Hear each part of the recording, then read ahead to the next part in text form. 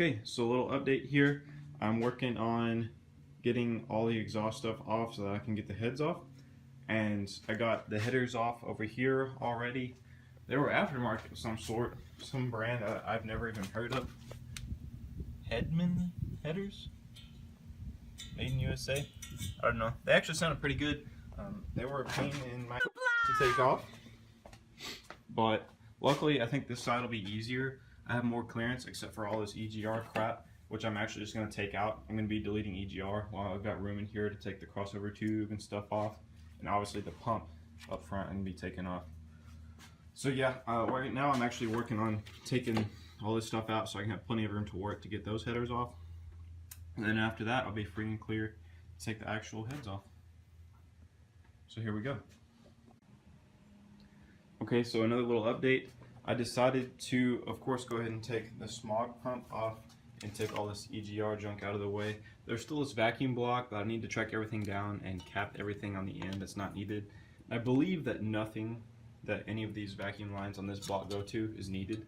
The fuel pressure regulator, obviously you need that vacuum line, but that vacuum line just goes straight from the intake to the regulator, so it has nothing to do with this block here. So I'm sure that I can take it out and probably take the sensor out as well.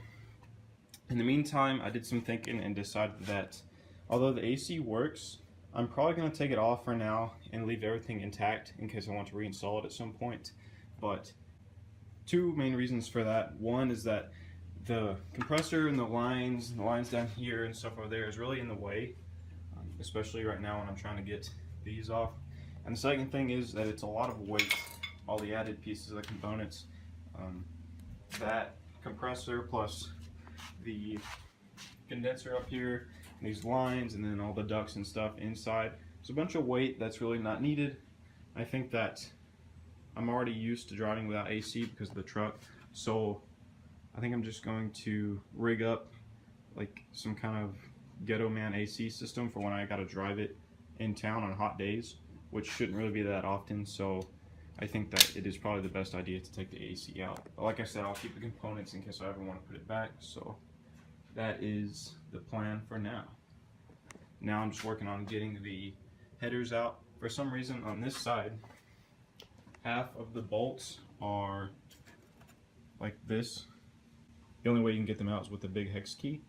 And sadly, I just have this thing, which I can't fit in between some of these. So I guess I'm gonna have to go and buy a hex key that's this size. So that's what I'm gonna do. I'm gonna take those headers off and then I'll be ready to pull off the heads. Alright, so more progress done. All the stuff is disconnected. I've got a few more AC related things to pull out, a couple more EGR related things to pull out, like those vacuum lines. But I did manage to get the passenger side exhaust manifold off the car. Nice crust gasket, but it is on one piece. However, I am glad to pull this and see this right here. I noticed a sound coming from the engine right here, and I wasn't sure if it was lift or tick or an exhaust leak. I'm not very good at telling the difference. I'm not very used to working on this engine, but it is in fact an exhaust leak, and I can see where it was leaking right here. So that puts my mind at ease. But anyways, I'm replacing the lifter since I'm down to this anyways, so not a big deal. So here's the plan going forward. I'm going to take these heads off, and these are just the stock E7 heads. They're junk, I don't need them. So the heads are going away, and then I'm going to put the new cam in, new timing set. So I'm going to take a bunch of this stuff off here, and then I'm going to put one of the new heads on and check for P to V, which is piston to valve clearance, and get new lifters and new push rods if I need them. Probably just go ahead and get new push rods because I think they're just like 20-40 bucks.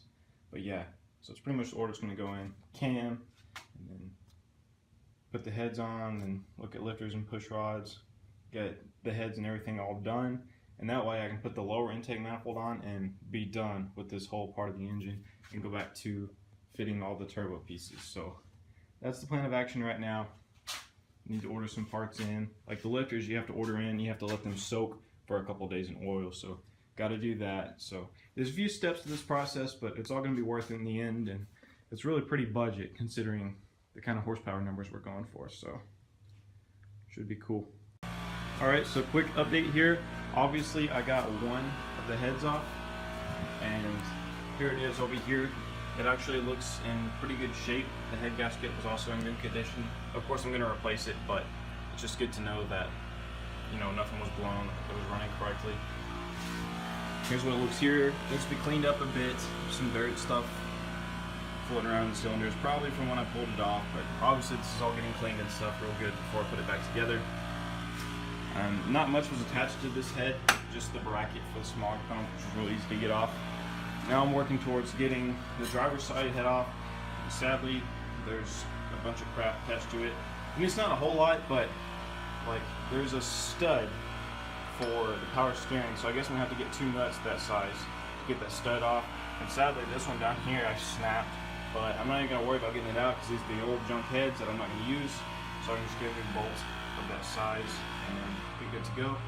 So yeah, I'm gonna get this one out and then kind of organize the shop a little bit because it's starting to get a little bit out of hand, a little bit disorganized. So get it nice and organized, and then I'll start ordering parts that I need and get ready to do the cam swap. So that's the plan for now.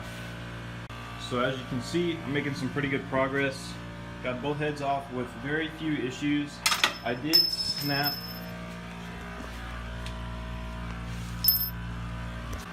one bolt, and it was this one, which is part of the bracket that holds the power steering pump on. And I am keeping power steering, so I guess I'll have to see about pulling that out, or maybe just ordering a new bracket. So we'll see how much it is. If it's cheap, I'm just gonna order one, because getting bolts out like that is a huge pain. I hate doing it, but we'll see how it goes. We'll see what happens. Anyways, I've got a lot of time left, and I'm making pretty good progress and kind of in a rhythm, so I'm probably just going to keep working and start taking off water pump and timing cover and get down to where I'm ready to pull the cam out. But I probably won't pull the cam out until I'm ready to put the new one in, and I still need to order a timing set and a degree wheel to do that. So getting pretty close to where I'm going to stop. But I'm going to keep grinding for now, so here I go. Alright, so we got the timing cover off. This is, except for pulling the cam out, this is the most this engine is going to be stripped down. Here's what the timing cover looks like. It's pretty crusty up here where the water pump is. The car was sitting for a while, so I expect that has to do with some of this growth in here. So I'm going to carefully take a wire wheel to it and see what I can do. If I can't clean it up real good, then I'm just going to get a new one. But this looks like stuff that could probably be cleaned up, so we'll see how it goes. Hit it with some chemicals, clean it up real good, see if I can get it clean. So worst case, I'll buy another one. Not the end of the world. But anyways, from here on out, I need to get a new timing set. I've already got the cam. I need to get a degree wheel so that I can degree the cam. Get that stuff in, and then I can start looking at lifters and heads and push rods and things like that. And the plan, like I said, is to get the engine put together and put the lower intake manifold on, and then put all the turbo pieces in with all the room that I have to work with, because this space in this engine bay is great. So I need to take advantage of it while I'm doing this turbo build. So that's the plan. Making good progress. I'm real happy with it. So yeah, I'm gonna keep up the good work. Alright, so I'm still waiting on a new timing chain so that I can install the cam and whatnot. But in the meantime, I'm gonna work on some other parts of the car while I'm waiting on parts to come in. So right now I'm just stripping the interior out, taking these old seats out, and those are going bye-bye. Those came out of a Toyota Celica. And I've got some seats that are going to have spots for a 5-point harness, which I already picked up off somebody on Craigslist. So all these interior panels, as you can see, I've already got the back seat stripped out, but all these interior panels are leaving, and the center console is leaving. This factory box for the speakers is leaving. Door panels I'll probably keep for now, and the carpet's definitely leaving. So I'm gonna tear all that stuff out and see what else is beneath there, wires and stuff that I don't need. So also probably gonna pull the radio. I'm not decided on the radio yet, but I may pull it out, so we'll see. It really depends on if I have a place to mount it once I've taken this off. So we'll see.